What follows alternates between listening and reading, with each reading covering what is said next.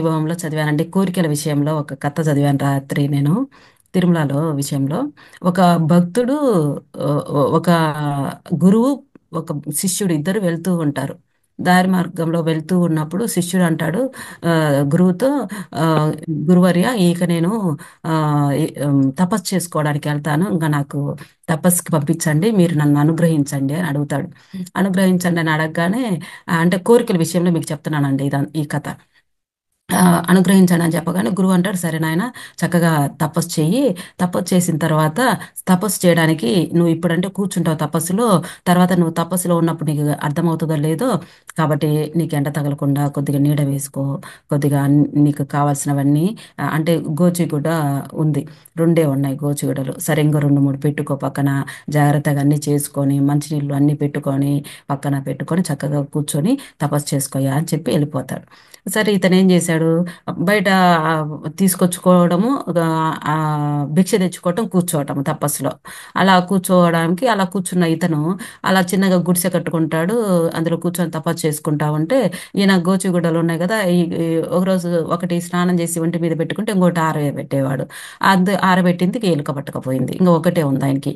ఏం చేయలేదు, అర్థం కాక సరే, భిక్ష కోసం ప్రతిరోజు వెళ్తున్నాడు కదా, అలాగే ఈసారి కూడా భిక్ష కోసం వెళ్ళి అక్కడ ప్రజల్ని ఏమడుగుతాడంటే, అమ్మ భిక్షతో పాటు నాకు ఒక గోచిగుడ్డ కూడా మీరు దానం చేయండి అమ్మా, మీ దగ్గర ఉన్న ఏదో ఒక గుడ్డలతోటి అని అడిగితే, సరే అని చెప్పేసి వాళ్ళు గోచిగుడ్డ భిక్ష ఈయనకు రెండు ఇస్తారు. ఇచ్చినాక ఈయన ఏం చేశాడు, సరే తీసుకెళ్ళిపోయాడు. తీసుకెళ్ళిపోయాక వాళ్ళు రెండు గోచిగుడ్డలు ఇస్తారు, తీసుకెళ్ళిపోయాడు. ఈ అన్నం తిన్నాడు, ఆ భిక్ష పాత్రని ప్రసాదంగా స్వీకరించి తినేశాడు. తర్వాత ఆయన ఆ గోచిగుడ్డని వాడుకుంటున్నాడు. ఈ ఎలక ఏం చేసింది ఈసారి, ఈ గోచిగుడ్డని తీసుకెళ్ళిపోయింది. అయ్యో ఇది ఇట్లా చేసింది అని మరుసటి రోజు మళ్ళా పోయి అన్నం అడుక్కొని మళ్ళీ ఇప్పించుకున్నారు. ఇప్పించుకుంటే వాటి ద్వారా ఈసారి చెరొక చోట ఆరేసాడంట. ఆరేస్తే ఆ ఎలక ఏం చేసింది, ఇటువైపుది రెండు తీసుకుపోయింది గోచిగుడ్డల్ని. ఇంక ఈసారి నెక్స్ట్ ఆమె దగ్గర పోయి, అమ్మ నాకు ఇలా ఇబ్బంది అవుతుంది ఇట్లా అని అంటే, అయ్యో నీకు ఇలా ఇబ్బంది అవుతుందా, ఆ ఎలకను చంపడానికి నేను పిల్లిని ఇస్తాను, రోజు ఎన్నిసార్లు గోచిగుడ్డలు ఇవ్వమంటావు, పిల్లిని ఇస్తాను, పిల్లిని తీసుకుపోయి పెట్టినావంటే నీకు ఇబ్బంది లేకుండా ఉంటుంది అనిందంట. సరే ఈసారి ఆమె పిల్లిని ఇచ్చింది. పిల్లిని తీసుకపోతే ఎలక లేదు, కానీ పిల్లికి పాలు అవసరమైనవి. మరుసటి రోజు మళ్ళీ భిక్షకి వెళ్ళి, అమ్మ పిల్లికి పాలు అవసరమైనవి, పిల్లికి పాలు నాకు భిక్ష ఇయ్యమ్మా అని అడిగాడంట. పిల్లికి పాలు ఇచ్చింది. ఒక రోజు, రెండు రోజులు, మూడు రోజులు ఆ బజార్లో ఉన్న వాళ్ళు, ఆ వీధిలో ఉన్న వాళ్ళు ఇచ్చారు. రోజు మేము ఎక్కడ ఇచ్చామయ్యా నీకు పాలు పని పెట్టుకొని అని చెప్పి, ఈసారి నీకు ఆవుని ఇస్తున్నాం, ఆవుని తీసుకుపో అన్నారంట. ఆవుని తీసుకుపోయాడు ఆయన. అంటే ఇది ఎక్కడ స్టార్ట్ అయిందంటే గోచుగుడ్డ దగ్గర స్టార్ట్ అయిందండి. ఆవును తీసుకెళ్ళిపోయాడు. ఆవును తీసుకెళ్ళిపోయాక ఆవు చక్కగా పాలు ఇస్తుంది, పిల్లికి పాలు పోస్తున్నాడు, ఈయన చక్కగా భిక్ష పట్టుకొస్తున్నాడు. కానీ ఆవుకి మేత వేయాల్సి వచ్చింది. అమ్మ ఆవుకి బాగానే ఉంది, నేను చక్కగా ఉన్నాను ఇప్పుడు, ఆవుకి మేత వేయాల్సి వచ్చిందమ్మా, మరి మేత వేయడానికి గడ్డి లేదు నా దగ్గర, గడ్డి అంది. గడ్డి ఒకటి రెండు రోజులు ఇచ్చాక, రోజు నేను ఎక్కడ తెచ్చిచ్చాను నీకు గడ్డి, అందుకని ఇదిగో నాది 2 ఎకరాల పొలం ఉంది, ఈ పొలం నీకు రాసి ఇచ్చేస్తున్నాను, ఆ ఆశ్రమం పక్కనే ఉంది కదా, ఆ రాసి ఇచ్చాను, ఆ పొలంలో నువ్వు పని చేసుకొని ఆ గడ్డి ఏదో తీసుకెళ్ళిపో అనిందంట.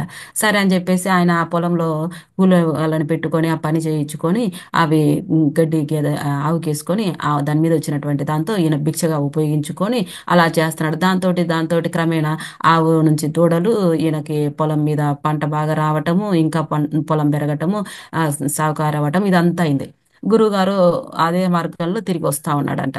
వస్తూ ఒక రోజు అడిగాడు, ఇక్కడ ఈ ఏరియాలో మా యొక్క శిష్యుడు ఉండాలి, ఈ ప్రాంతంలో అతను ఎక్కడ ఉన్నాడో చెప్పండి అని అడిగితే, ఈ ఈ శిష్యుడుకి పెద్ద ఐశ్వర్యవంతుడైపోయి ఇతని దగ్గర నౌకర్లు ఉన్నారు, ఆ నౌకర్లను అడిగాడు ఈ మాట. ఆ నౌకర్లు పోయి ఆయనకు చెప్పారు.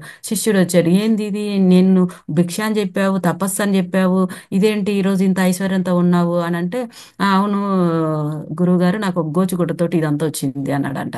అవునా, అదేంటి ఎట్లా అని చెప్పేసి అడిగితే చెప్పాడంట. ఓకే, నాకు సంతోషమే, నువ్వు శిష్యుడు ఇంత గొప్ప ఐశ్వర్యంతో ఉంటే నాకు ఆనందమే, కానీ నువ్వేం చేసావో గుర్తుందా, ఆ గోచుగుడ్డతోటి నీకు వచ్చినటువంటి వీటి ద్వారా కోరికలు పెరిగి పెరిగి పెరిగి శ్రీమన్నారాయణుణ్ణి, ఆ శ్రీహరిని, ఆ ఈశ్వరుణ్ణి స్మరించడం కూడా మర్చిపోయావు, అది గుర్తుందా, కోరికలు పెరిగితే, సంపద పెరుగుతూ ఉంటే దాని మీద ధ్యాసలో పడిపోయి, వాటి మీద వెంపర్లాటలో పడిపోయి ఆ శ్రీహరిని స్మరించడం మర్చిపోయావు, ఎన్ని సంవత్సరాలు వదిలేసావో చూడవయ్యా, వీటి మీదకొస్తే ఈ కోరికలు ఇలాగే ఉంటాయి, ఆ కోరికలను ఆపుకొని శ్రీహరిని స్మరించవలసినటువంటి బాధ్యత మనది. వాటిని ఆపాల్సిన బాధ్యత కూడా మనదే. కోరికల్ని నువ్వు ఇందులో పడిపోయి పెంచుకుంటూ పెంచుకుంటూ ఆమె ఇచ్చిన 2 ఎకరాల నుంచి 100 ఎకరాలకు వెళ్ళిపోయావు. ఆవులు ఇంత పెంచుకున్నావు, పాడి పంట పెంచుకున్నావు, ఇదే ధ్యాసలో పడిపోయావు, కానీ శ్రీహరిని స్మరించడం మర్చిపోయావు అని చెప్పేసి చెప్పాడంట. అప్పుడు గురువు గారు నా తప్పు క్షమించండి, ఇంక ఇది చాలు నాకు అని చెప్పేసి మళ్ళీ తపస్సు మార్గం వైపు వెళ్ళిపోయినాడంట. అంటే ఈ సంసార బంధం అనేది అలాంటివి, ఆ కోరికలు అనేవి అలాంటివి. ఒక్కసారి మొదలయ్యాయి అంటే దాని మీద ఆ విధంగా పెరుగు